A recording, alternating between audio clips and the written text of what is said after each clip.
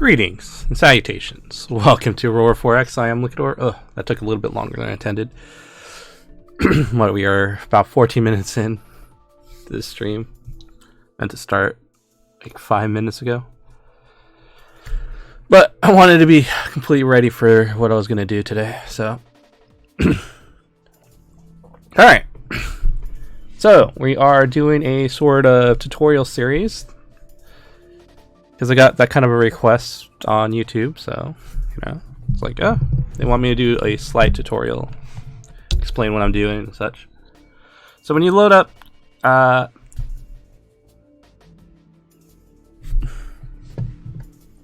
let's start with something that's pretty basic.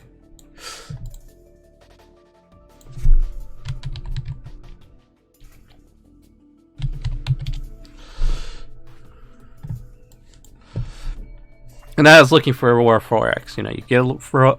You just Google Aurora 4X. Go to the index here, I guess. C+ installation. Go here. You download the full installation. Go back. You download the patch. You patch it up. Then you install that into a folder that isn't your program folder. They explain, where so you can install this into your downloads or your what's that other thing called? What is that other thing called? Documents, the document folder. Install it there. Boot up the game. The game will look like this when you first boot it up. When you have all that set, you can tell when you have the patches because you can do this. Just press right click, shift, or is it shift right click? Yeah. Shift right click or right click shift, whatever. You just do that. You can see the. I'm not sure. I know that wasn't in the first build of the game for C+. C#, that's what it says. Anyways, you see this. You can play completely off this, off the first map, because nothing's been done on it, I don't think. Actually, I have no idea if this is the... Yeah. Anyways, so if you want to start a new game, just go here. New game. New game name. Name it anything you want. Just gonna name this short tutorial. Max number of systems. Most of this stuff when you're playing, if you don't know about it, don't touch it. It's like you don't really need to touch any of this stuff. The only things you need to really worry about is known star systems. So every star system will be named after a real star system. You'll have the real star systems things we can see inside. So you'll find you'll find what's the sister system to our home system? Things I'm trying to think of. But anyways, you'll find things like that. You'll find real constellations, real solar systems. And there is best we can approximate them. So we only see two suns and maybe a planet between them. And I say maybe a planet between them because it's hard to detect planets. When you see that, okay. Click this thing off. You're getting completely random fantasy type systems you're going through. I highly suggest that, clicking that off. Use constellation names, whatever. Orbital motion for planets and moons. If you don't have a good PC, just turn these off. That'll mean the moons and planets won't move. It'll be stationary forever, but your PC won't worry about it. Or your PC won't need to process it, so it'll run a little bit faster. You can turn these on and off at any particular time, so. Generate new races as non-player races. So if you go into a system, you can find a new race, and that'll be a non-player race.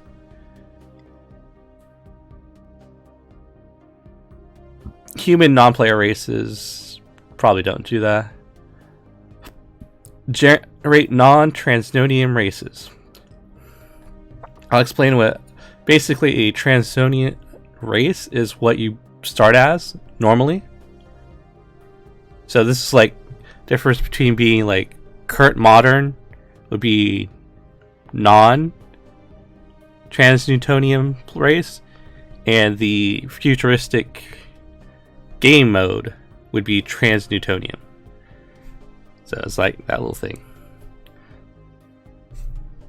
Generate precursors, ancient robot ships. You know, hover over this, you can see the tooltip change. Those are okay because they don't usually move; they just sit there. Invaders, they're kind of nasty. Star swarms, Rockas.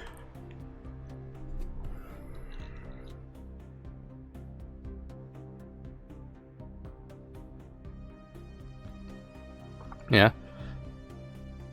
NPRs. So non-player races can trigger this stuff, can trigger this stuff, can trigger this stuff. Most of this I don't understand, so I don't really. It's like commander political bonus. I don't even know if that's actually in the game. Realistic commander promotions, whatever. Inexperienced fleet penalties, that matters in game, but all jump points are stable. Generally a bad idea. No maintenance required. If you want to play a more simple story-based game, I'd probably do that. Civilian shipping lines active. You should let your civilians do stuff in the game. My mic is probably a little bit. Is that right? I don't know. My nephew is messing around with all my stuff, so. I hope that's better. Yeah, maybe. Yeah. Yeah. Okay. So, hopefully that I wasn't like yelling at you guys. Anyway, so shipping lines, probably just keep that there. Civilian harvesters, probably allow that there. New tech and conquest, probably allow that there. Starting year matters 0 amounts. This is just a number that goes up here. So, starting year. That's all it means. Player races, non-player races, minimum soul jumps.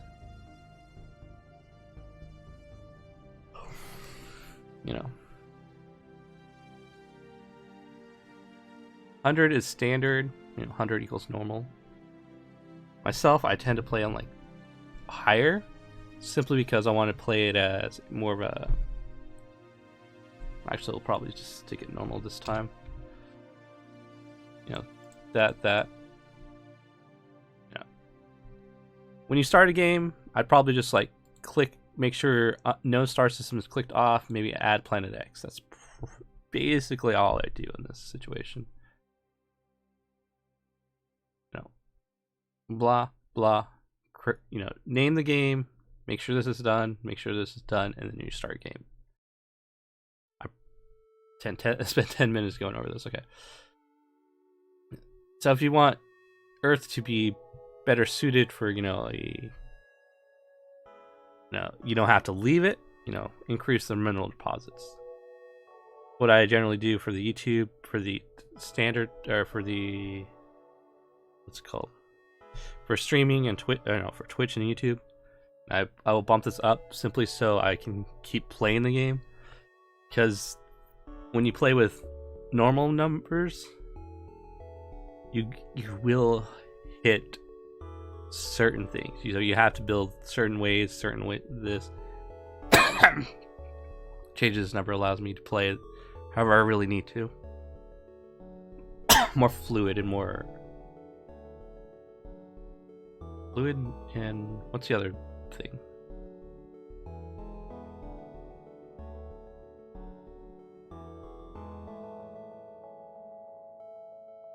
Fluid,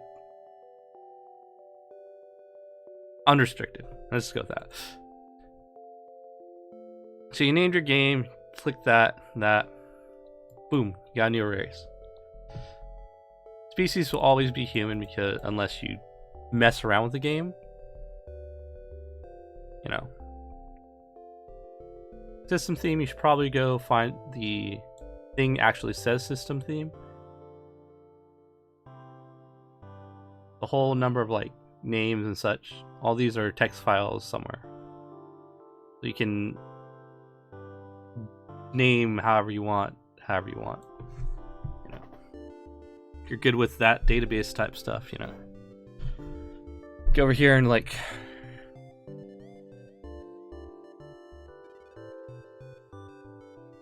Tolkien, Trevor, United States, United Kingdom, class theme, same thing, you know. Go to the, you know, go to the spot where it says class theme. Thievery, Finland, France, Gaelic, Germany, Hippo, Hippie, Odd Orc. You know, rank theme. These are different, you know, it's like system theme is basically, you know, how the systems are named. You know, you go to a different system, that's how it's named. The classes are what kind of ships you will be named after. The rank theme, I will generally choose either United Kingdom or United States, because these are how generals and admirals are named. So those are promotions from rank. So you get like major, general, lieutenant, things that just when you hear it, they make obvious sense. When you change that, it's going to have the same hierarchy as all the, you know, captain, lieutenant, general, major, all those type of things, but they will be differently named, and you'll have to like, what is this? What is that? So unless you're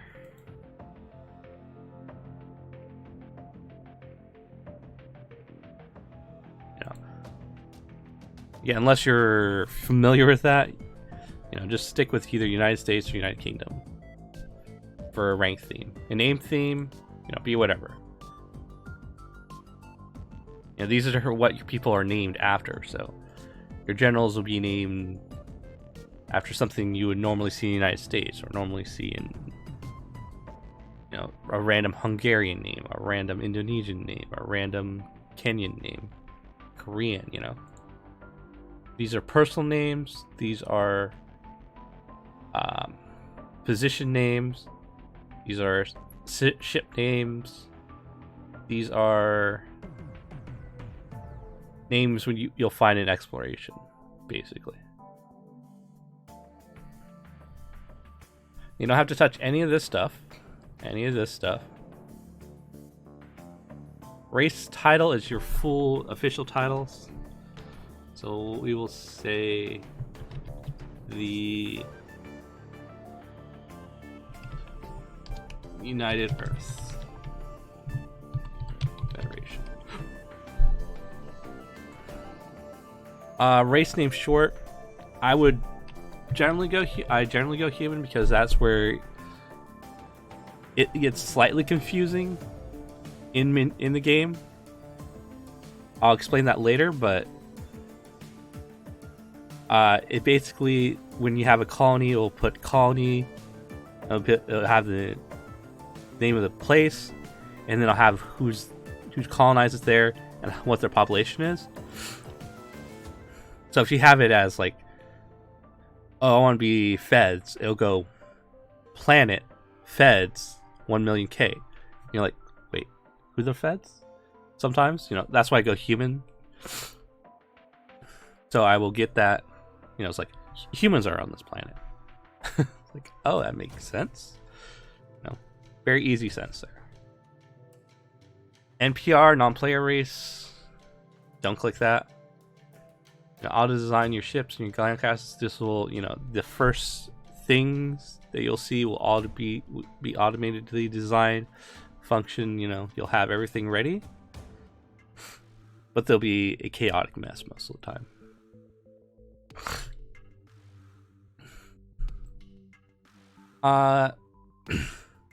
If you just want to start off and go, you want to click these things, geosurveyed and grab surveyed. This means you don't have to build ships to look at everything around in Sol, or look at all the survey points. You'll automatically know it's there. So when you click these, you're like skipping ahead like 5 to 10 years from the base game start. I would generally not click these. Click these if you're a bit confused on like what should be developed.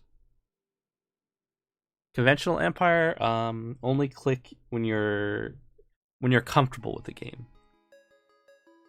Again, when you play the game normally, you're going to start as a Trans-Newtonian Empire, or Trans-Newtonian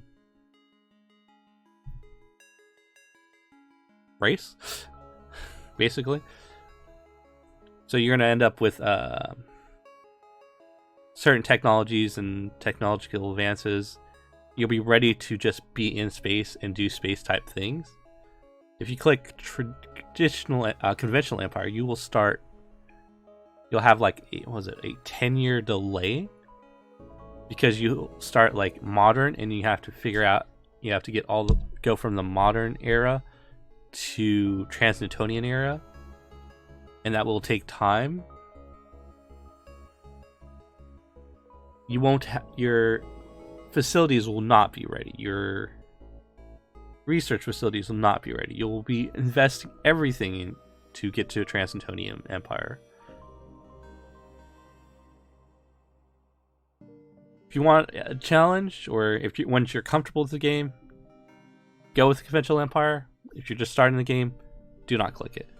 Do not click neutral race, and do not auto assign tech points. Because why are you getting tech points if you're not going to use them in your own direction? This stuff right here, generally don't mess with it. You can if you want to, but generally don't. Population, this is half a billion people on Earth.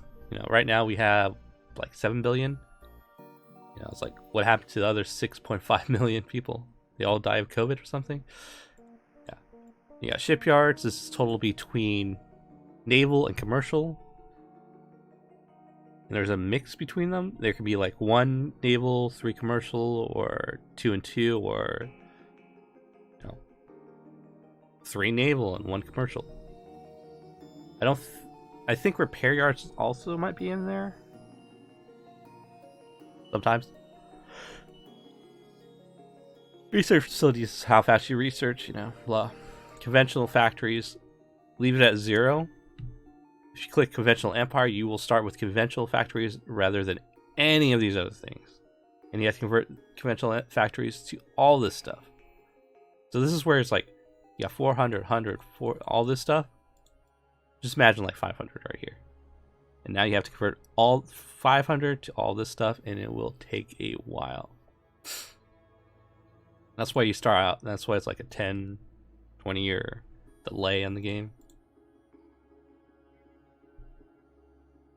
So, don't really need to mess with any of this stuff. Construction factories, how fast you build things. Ordnance factories, how fast you build missiles, basically. Fighters, you may or may not get to the point where you use them. Mines, how fast you get minerals. Automated mines. So mines, you require population. Automated mines do not. They just continuously work. Fuel refineries require population. Construction factories require population. All this requires population except automated mines.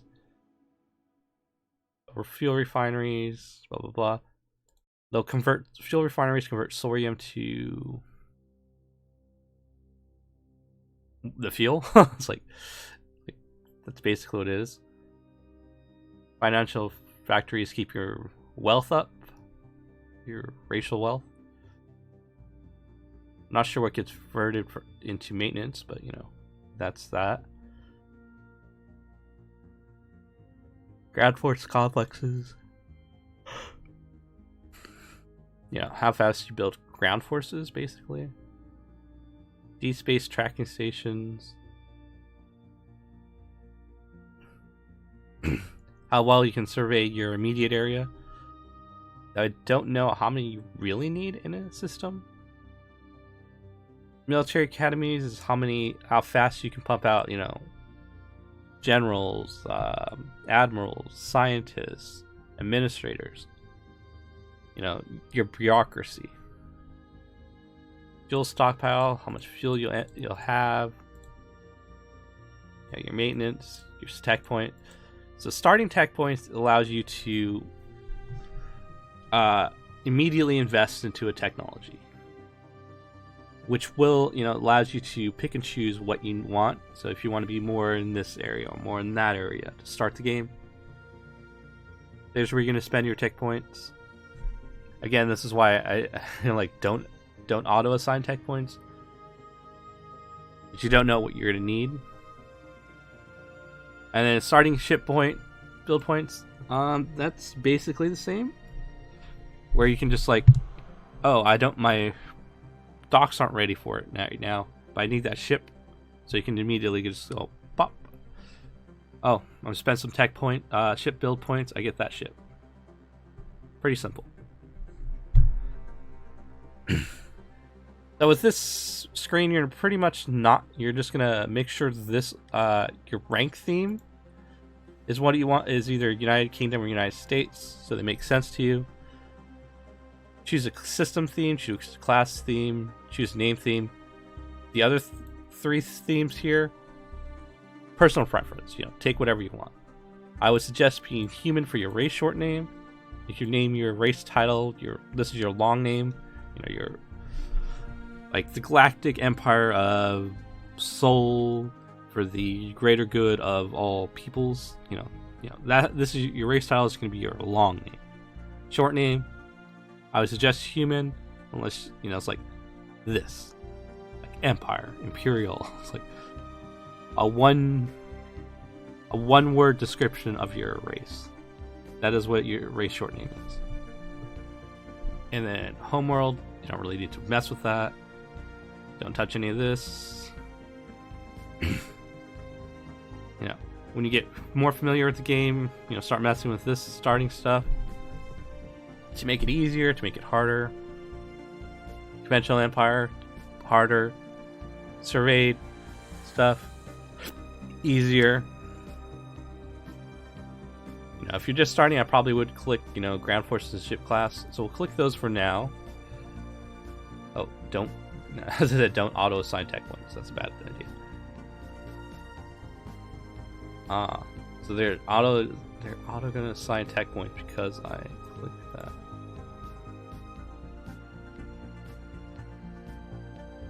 that. Whatever.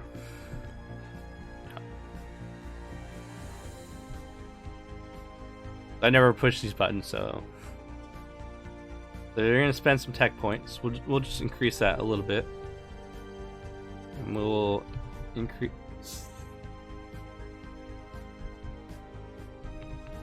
Yeah, 50.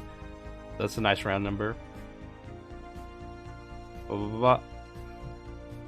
So, for tutorial reasons, we're gonna click these. We're just gonna auto assign tech points. Generally, don't. This starts at 80. We increased it a little bit because they're auto going to assign our tech points. We want generally to be focusing where we want to be. I just like the nice round number for that. All right. So change flag. You know, whatever this thing is, be whatever you want. We'll put the British thing up, the British Union Jack. Change image. This is your racial image.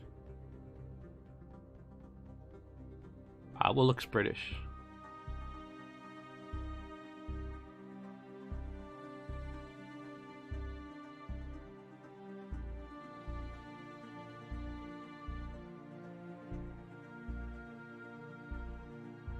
Yeah, sure. Or, and then your hull. You know what your ships are going to look like.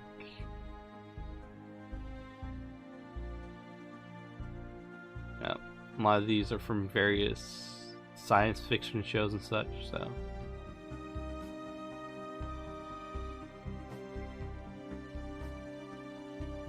You're rarely going to see them, so don't really worry about it. So, change station.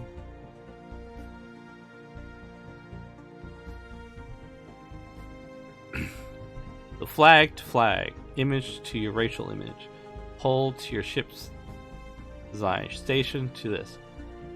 You're rarely going to see these things, so don't really worry about it too much. You know, just take whatever you feel preferable with. And then we click Create Race, and the game begins.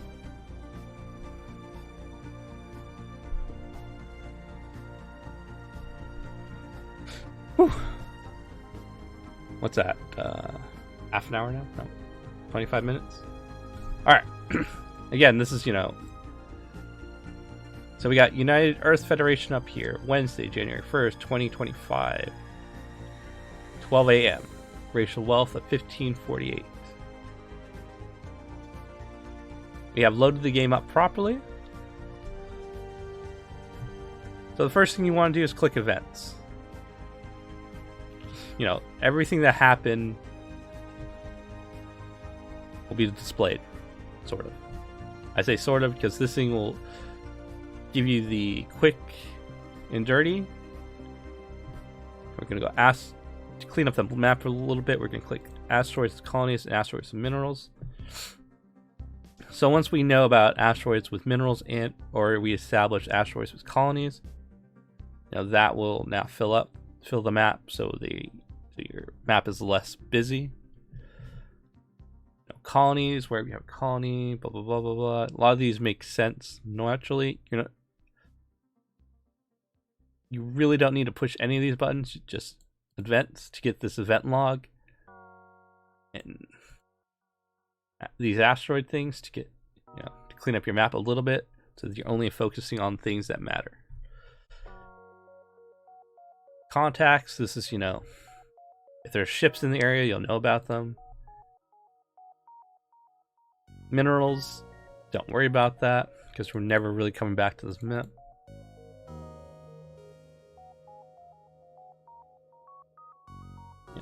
Mineral techs, artifacts. The ruins, constructs, and wrecks. Wrecks are from ships being destroyed. These two are on planets, which are survey sites. So if you know about a ruin, they'll be here. If you used up a ruin, they'll say something about it. But once you find something, it'll list it here. Body info. I think this we actually click something. Yeah, tell you about the planet. All bodies, So focused on them.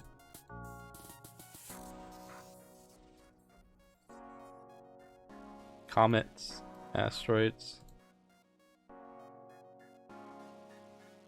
Military, give you your breakdown of the military that's in the system. Waypoints, if you make a waypoint or if you set a waypoint, then I'll get it. This allows you to adjust things. Again, you're generally just going to push events, blah blah blah, asteroids, colonies, asteroid minerals, and then you're not going to worry about any of this stuff up here. You're done. You're done with the initial setup here. So this is automated turn button. So that if it's red, if you click one of these buttons, it'll only process one button. You have the green button, it'll process until something requires your attention. So these 4 buttons, right? 5 buttons. So you got economics, industry, mining, research, Oh, no, it's summary, industry, mining, research, economics. All this will take you the same basic tab here. Summary will tell you everything you need to know about planet. You know, what's on the planet. Like, this is our stockpile on this planet. Wow. This is our fuel stockpile. This is our maintenance stockpile. Eligible for orbital mining? No. Cargo handling capabilities? Yes. Ordnance trades? No. Yeah. Ability to put things on ships? Yes, no. Naval headquarters, level 1, radius 1. Absolutely no idea what this really means. Don't worry about it.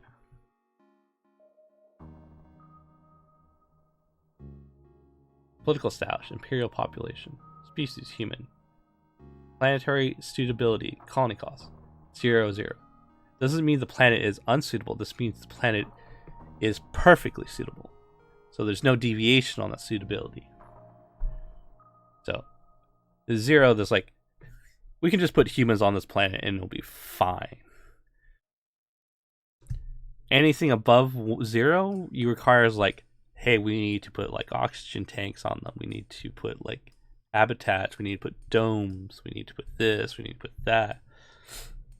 We need to make sure that they're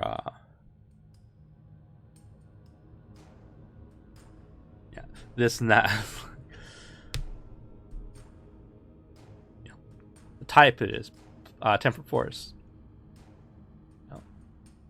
Suitability is something you're going to pay attention to. Terrain, you're not really going to pay attention to. Administration level, 3. That's the number that applies to your administrator. We'll get to that. Or your governor. Taxes, financials, population, how they're broken down. This, the basic things. So you got agriculture, requires 25 million to support 50 million, 500 million, or to make this, that.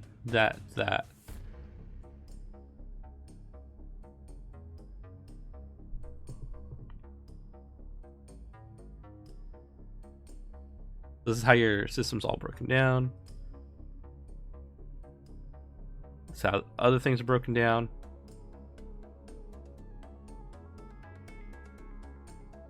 We have 20.2 million workers available. After everyone's filled up, you get that. If you don't have any available workers, you're going to have penalties.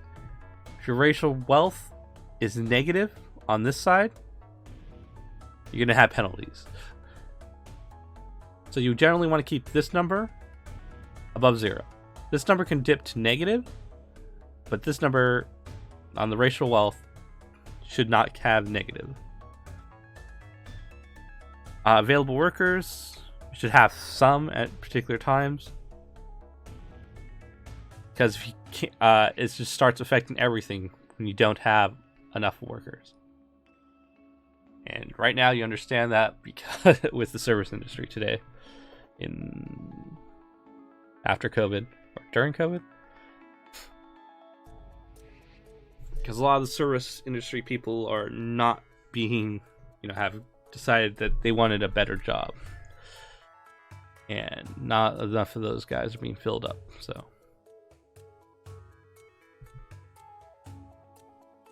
this stuff, don't worry about. Ground-based survey potential completed. Don't worry about. This stuff, don't worry about.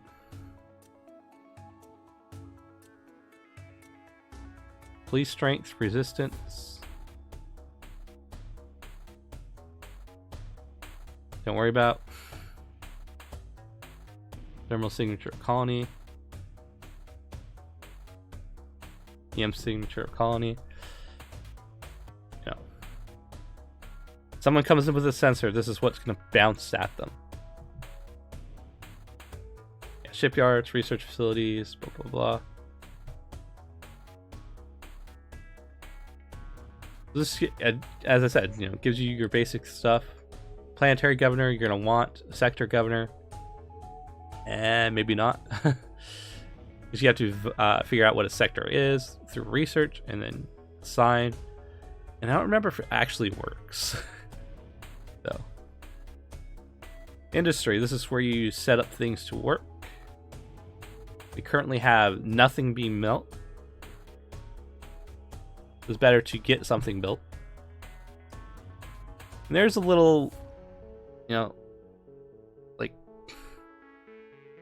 do know some people like, hey, you know, you should just build things at 100% so you get that done. If you divide it all up in like 10 percentages, then you get sort of like bad ideas or bad things. So we'll come back to this. So, mining here. This is how much, you know, this is the different mining types. This is how much is available on the planet. This is how easy it is to get from the planet. This is how much we're making per month. This is how fast people deplete that percentage. And this is how much currently we have.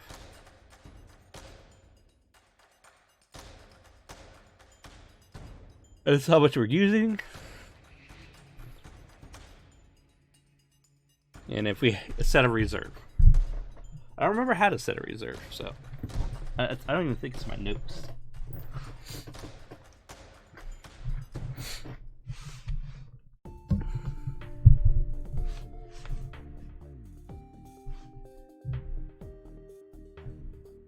Alright, so we got manned mines versus unmanned mines.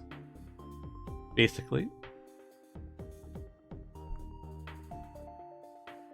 Oh, that's how you set a reserve. Now, double click to set reserve amount. It's how much you'll have on you regardless of anything else. You know, you'll stockpile a reserve before you get anything. So maintenance uses up terranium and iridium. And we produce 12,000 per month per year. We have about a 3-year stockpile. So the past 3 years from stockpiling. Okay. So end of production, fuel reserves, about a 3-year stockpile.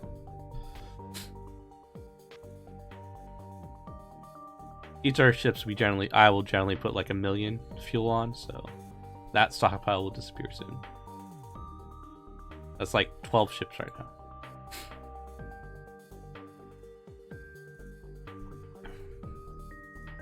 We got uranium and iridium being made into and gallicite. All those go into maintenance. And then thorium goes into making fuel. Wow. Pretty simple. So this will uranium, iridium, and gallicite will continuously be reduced. Along with thorium. Everything else is based on what you build. If you go back to industry, we go to automated mines, we'll see corundium right there. Cargo shuttle station requires uranium, carbonite, beryllium, mercasium. So it'll tell you how much is required, how much is available. Wealth? Don't worry about. So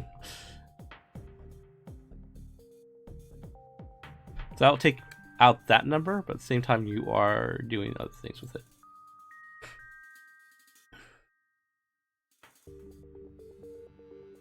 If you look back here, we got shipyards versus shipyards, total shipyards with total slipways. So we got 2 naval and 2 commercial. Capacity is how big of a ship they can make. They can only build 1 ship. Have 1 thing being done on the shipyard, the slipways.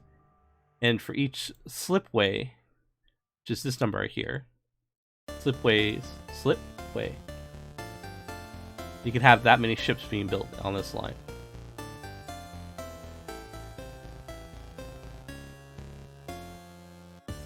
Currently doing nothing with them.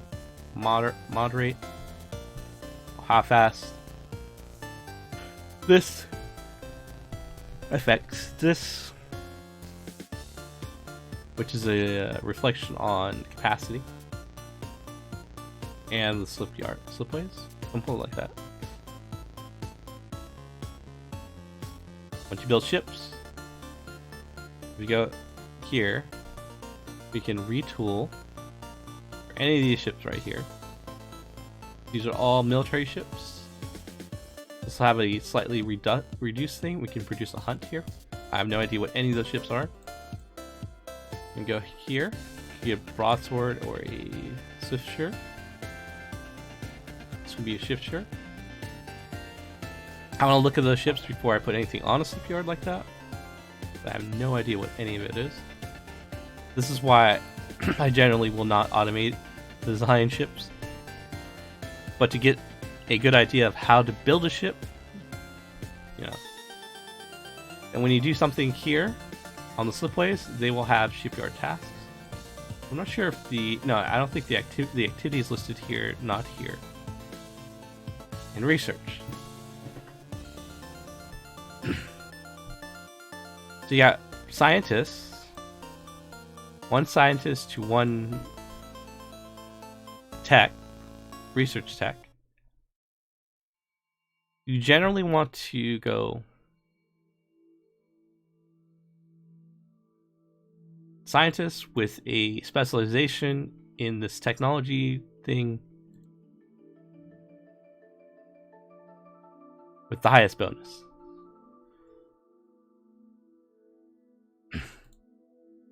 If you didn't have that, say ground combat, like, oh, I don't have anyone to match with this, then what you're really looking for is how many labs they can make. This is a bonus per lab. This is how many labs maximum they can handle.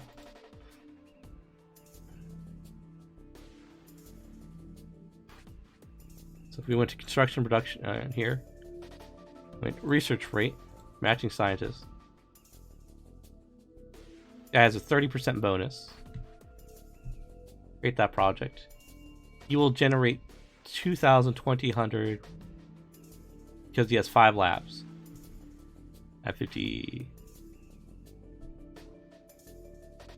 Whereas if we went to this guy, that guy, he will generate 800 more for 10 more research labs. So again, it's like how much you want to match with a bonus and have more labs. You know, it's like research match with a specialization, biggest bonus. The number of labs also matters. Don't have a magic scientist. You generally want to go with the maximum labs.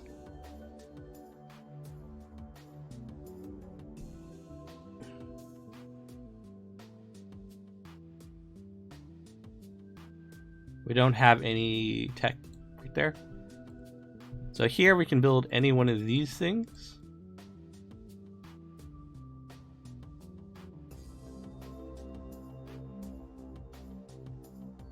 Again, these are all kind of messed up, but they'll give you an idea of, you know, what things you might want to have. So you have an armor brigade, an armored regiment, a garrison type troop, infantry HQ, infantry regiment, planetary defense.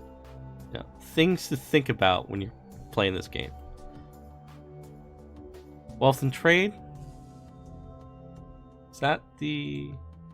Yeah, wealth and trade.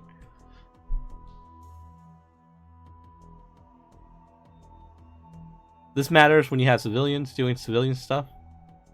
We don't have civilians doing civilian stuff. This has absolutely nothing to worry about. And is the most useless button here, in my opinion. Because you will have, when you're playing this game, a like 1% reason to ever push it to look at this. When you're looking at this is because your racial wealth has gone to the negatives. You know, personally, if the developer was looking at this, I would say change the wealth tab to a shipyard tab, because I will want to look at the shipyard tab 90% of the time. Like, I'm like, okay, I will push any one of these 5 buttons and go to shipyard. I will rarely ever want to be on this tab. Like, once in a freaking blue moon, if things go wrong, or if I just want to look at, you know, tabs of information that matter 0% to me. That is what that is about. Greetings, salutations, more. Welcome to the stream. Welcome to Lisa Explains Aurora 4X. It's been about 45 minutes of me explaining the start of this game, or was it 20 minutes of me explaining the start of the game? We went through the 5 tabs. We're going through the 5 tabs. We've gone to wealth and trade. So I explained all that. Civilian economy. When you have civilians, civilian freighters particularly, you can have them move things from Earth to a different from colonies to other colonies. So you're not using up your cargo fleet for that. You'll see me do this a lot with the cargo fleet, like move them over there, move them over here. If you don't want to do that, you use your civilian economy. So on Earth, we have all this stuff we can move. So we can say, Earth needs automated mines. Added demand, like Earth needs 500 of those. Pop. Edit, delete, you know. Basic. On the other hand, you'll say, hey, Earth has 80 automated mines it doesn't need. It can go somewhere. So it's like, this is stuff that's on the planet you want to get rid of. This is stuff not on the planet you want more of. And also for your civilian economy is also, you know, you can military restrict the colony for whatever reason. Generally don't want to do that. And if you have colony ships, you want to have destination for colonists or source of colonists. Earth is generally going to be your source of colonists. So if we want to put people on Luna, we'll have source of colonists be on Earth and Luna be a destination for colonists. If you don't want a population to be messed with because of like your submarine, you're like, my population, I have problems with my population or something like that. Or if it's like a mining colony, it's like, oh, I only need X amount of people here for now. I will ship people there for now. Don't take people, and don't put people on there. Don't take people off there. You know, it's like a mining colony you would want stable. Your stockpiles. You know, you got your ordnance if you built them. Your components, stuff. You get this from Rex. You do. Generally, this will fill up when you scrap a ship or if you salvage a wreck. So, scrap ordnance is pretty simple. You click an ordnance thing, click scrap, and boop, that ordnance is gone. You'll get racial wealth and minerals. On the flip side, you know, components you can scrap. However, if you find a technology that I'll best describe it. So you get a, you know, like you find a sensor that's better than yours from a different civilization, you can disassemble. Disassemble is 1, disassemble all. You get, instead of getting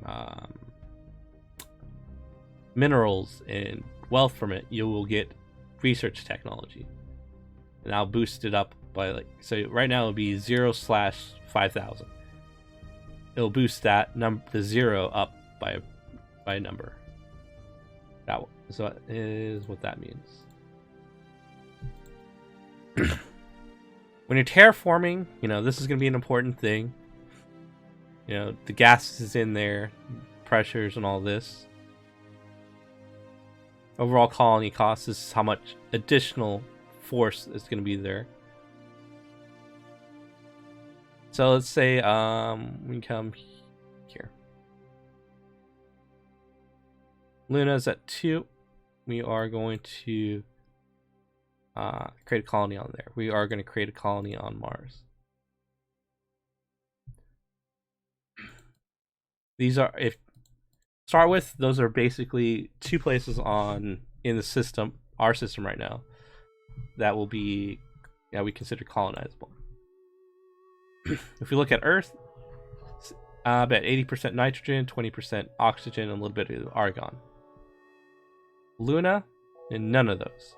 Mars, it's got lots of carbon dioxide, some nitrogen, some argon.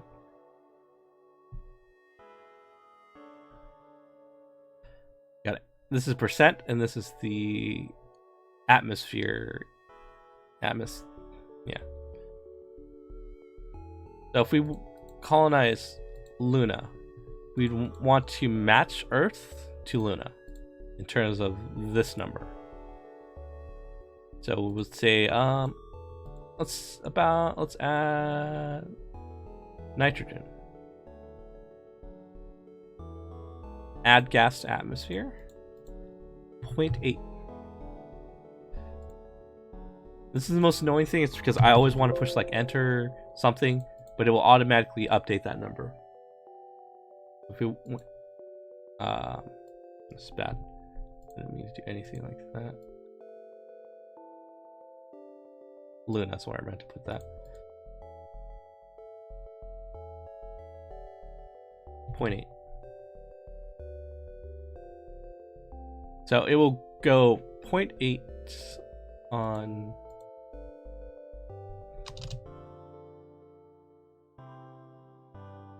Luna in terms of nitrogen, which will match the atmospheric pressure of nitrogen on Earth. Nitrogen, oxygen on a planet will generally signify it being colonizable. You generally don't want to colonize anything over a 4, I think it was. Maybe it was a 3. I want to go far from 2 though. Like, what was it? Luna was... No, Mars. Luna was 2 and Mars was like 2.1. Yeah, there it is.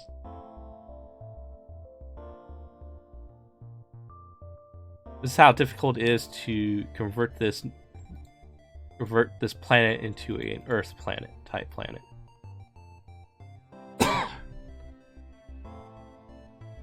So we got overall colony cost, This is the highest number of all of the numbers combined.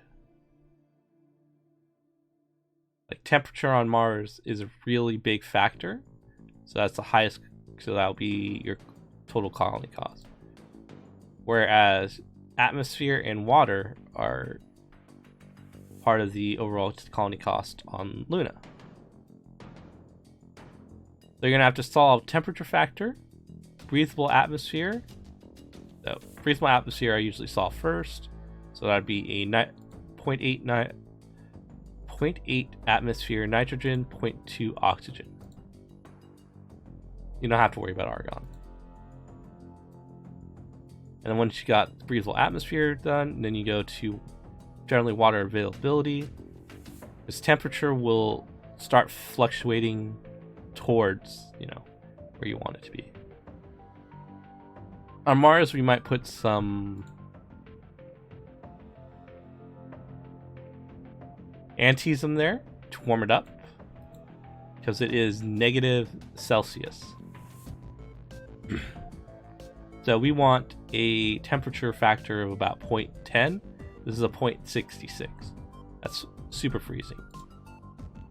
Whereas we look at Luna here, it's got a 0.18. That's pretty close comparatively to Mars. So when we mess with the atmosphere, breathable atmosphere, and the water availability, the temperature will generally go up. So you won't really need to worry about it too much. So when these numbers are between these two, then the temperature factor will go to 0. When the atmosphere, when oxygen is somewhere between 0.1 and 0.3, and at somewhere between 30%. So on Earth we have it at 0.2 with a 20%. So that's what that all means. So that's 0.2, that's between these numbers, and that's under 30%. Good. And then gravity. Don't want it above 2 Gs. But we want it above 1 G. 0.1 G.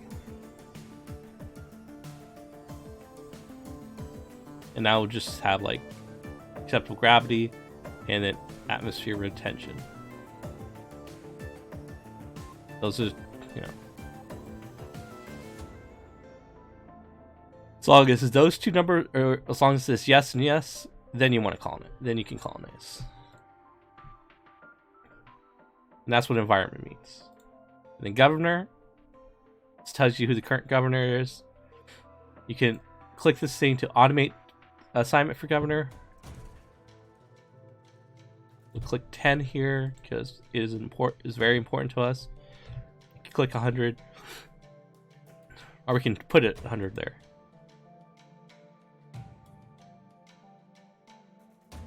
I was gonna say. Anyways, this gives it the Q number, so the highest number gets assigned a governor, the best governor, and the lower numbers get assigned governors later. So on Earth, we kind of want population. We're gonna need production and mining. We can click this thing: population growth, production, mining. Assign a governor. Wow. Now, if any governors were gone, we can click assign governor vacancies, and we can reassign all colony governors.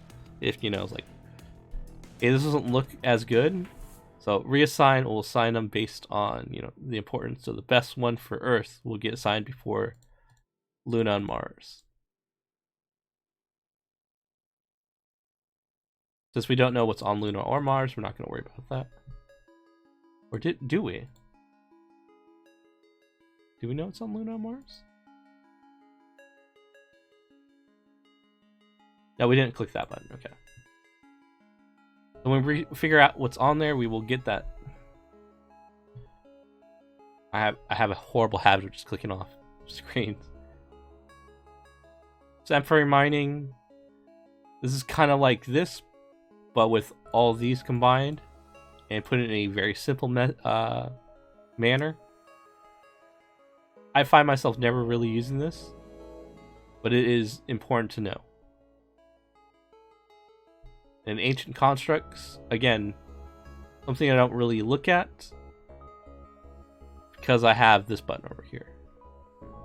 And ruins, constructs, really kind of makes this unnecessary, but this is the simple version on this side. This is a more complex version. It's like where it is, what body it's on, is it a colony, have we activated it, what type of thing it does, what its bonus is, like all that's there. Whereas this is like, hey, it's there, and we haven't done anything with it, or we've done something with it. So this is a simple menu. This is more complex.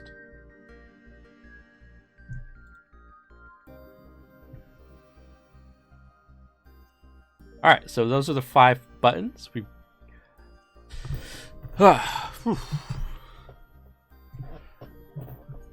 that is the first hour of such, I guess. All right, I'm going to take a little break. I'll be back in a bit.